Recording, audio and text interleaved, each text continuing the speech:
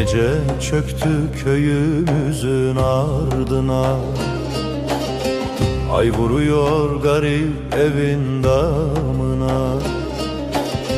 Bir çift çizme kaldı kapı önünde. Kardeş sen yoksun, kim bakar bana?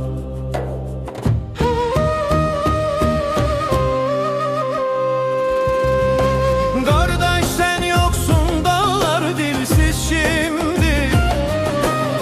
Rüzgar bile ağlar bizim yerimizde.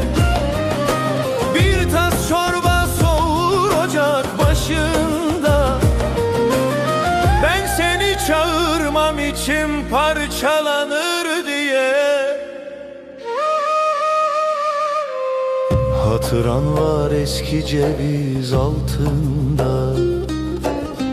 Çakıyla yazmıştın çocuk yaşında.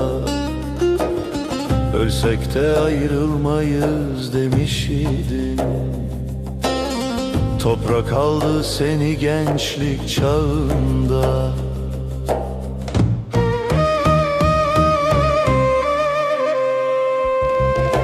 Kardeş sen yoksun, yollar yetim kaldı. Anam her akşam kapıya bakardı. Bir mendilin kaldı başucumda.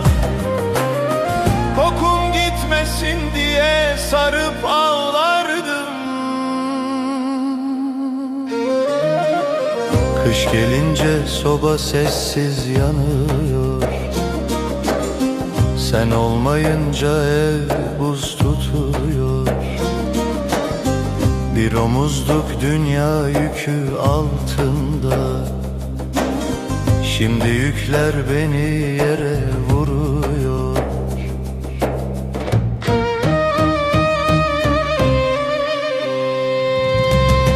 Kardeş sen yoksun, sazım ağlar şimdi. Telinden dökülür içimin derdi. Bir gün gelir diye kapı açarım. Ayak sesin değil, rüzgar eserdi.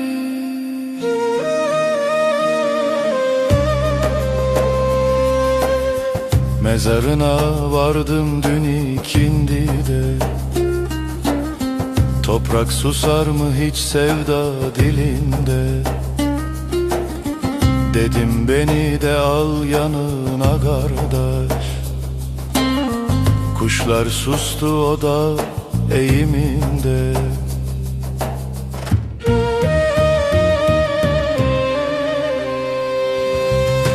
Kardeş sen yoksun, dünya eksik artık.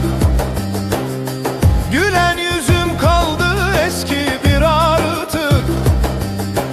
Ben yaşarım ama adına yaşarım. Sen gittin gideli ömür kara.